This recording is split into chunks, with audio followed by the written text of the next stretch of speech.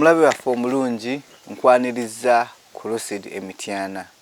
Amanya gange bampita Nyanzi Stewart nga nkolanga manager w'ekifo kino ate era omusomesa mu bintu eby'enjawulo.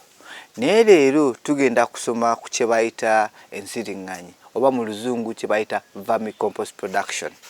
Vermicompost production ekintu kino kitandise okukyaka mu ggwanga lyonna. Ate nno abalimi n'abantu abalala ne bakyettanira nnyo. Vermicompost oba ensiriŋŋanyi ze ziriŋŋanyi eza bulijjo naye nga ennaku zino tuzirima oba tuzirunda zituyambeko okuzza obugimu n'okukola obulungi mu nnimiro yaffe. Ate nno mwattu nyangu nnyo okulima kubanga ziri ekintu kitono nnyo era ekya bulijjo, zinywa akantu katono nnyo ne zikuwa kiralu. Essaawa zino tutunuulira nsiriŋŋanyi oba nsiriŋŋanyi ki? Ensiriŋŋanyi zino nazo zirimu ebika. Mulimu ennyimpi, mulimu empanvu, mulimu n'ennene. Emmyufu n'ezitali mmyufu. Kaakati ate wano ffe ewaffe ku Lucid essaawa zino tulina ensiriŋŋanyi ennyimpi ate nga mmyufu ze bayita short red anthills nga mukalaba wano. Naye ki ekyetaagisa okutuuka wano? Twetaagisa ebintu bitono nnyo. Twetaagisa obukuta bw'emmwanyi oba kye bayita coffee husks. Twetaagisa amazzi. Naye gonna gano amazzi ge njogerako amazzi agataliimu ddagala oba amazzi agatali ga ttaapu. Amazzi g'enkuba malungi nnyo, amazzi g'oku mugga malungi nnyo. Gano ne gatuyambako okukola ekintu kino. Oyinza okuba nga ggwe tosobola kukola kintu kiyumba bwe kiti naye nga ggwe osobola okukola eky'emiti kubanga bino ebintu bya njawulo nnyo. Kati nga ffe wano ku Lucid twasalawo kubanga twagala kuyingira mu bizinesi, twagala kusomesa balimi, ne tusalawo ne tuzimba buzimba ekintu bwe kitu ne tuteekamu obukuta bwaffe obw'emmwanyi, ne tuteekamu ensiriŋŋanyi n'amazzi. Naye ate si byebyo byokka. Omaze okuwaata, omaze okusala ennaanansi, omaze obutunda, amagi, ebintu ebyo byonna bireete obiteekemu.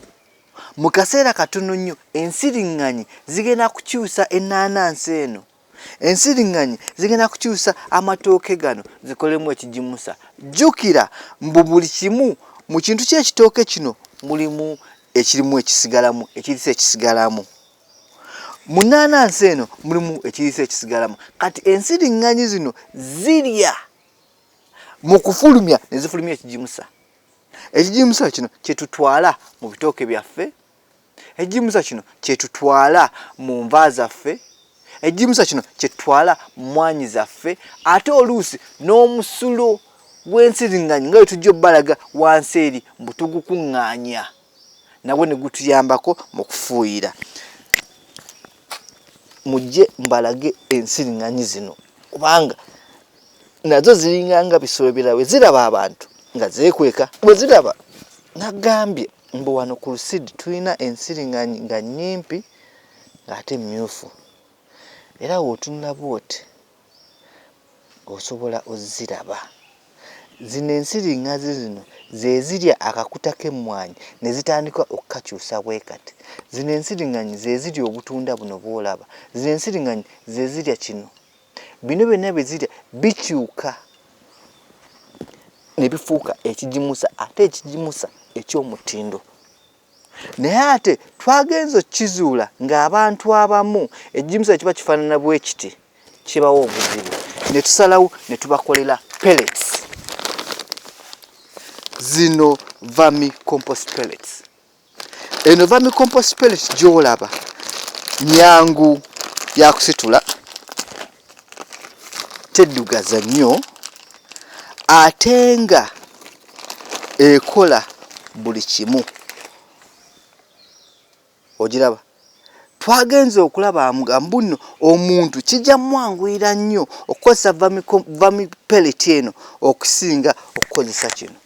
Naye ng'ate kye kimu n'okusingawo kino kiyinza obba nga kisinga kino kubanga concentration yonna twagitadde muno ne twongeramu ekintu nala. So kya buvunaanyizibwa nnyo mbuno oyongerako omutindo ensiringanyi tuzongeddeko omutindo ne tufuna kino ate ne kino ne tukyongerako omutindo ne tufuna kino kibeere kyangu okukozesa wansi eri ewasemba bw'otunulayo obulungi tuyina kye bayita vermicompost liquid. Vermicompost liquid ono atuyambako nnyo mu kufuuyira era w'olaba bw'oti tumukuŋŋaanyiza wano n'agambye luli mbu twetaaga obukuta bw'emmwanyi twetaaga emmere esigaddewo naye ate twetaaga n'amazzi. Amazzi gano n'omusulo gw'ensiringanyi zino tugukuŋŋaanya wansi eno mu kidomola kyaffe bwe kiti era tulinawo wano gutundibwa ku bbeeyi ey'ensekobuseko. We tugukuŋŋaanya ne guteeka muno ate tugutwala mu nnimiro zaffe ne tugufuuyiza. Gukola bulungi nnyo ku miyembe, gukola bulungi nnyo ku nnaanansi, gukola bulungi nnyo ku micungwa, gukola bulungi nnyo ku nvendiirwa mu kutta obuwuka n'okugimusa. Kale munnange gwe wenna ali eyo ng'olina space ntono osobola otandikawo akantu bwe kati ne kakuwa ssente ne kagimusa n'ennimiro yo.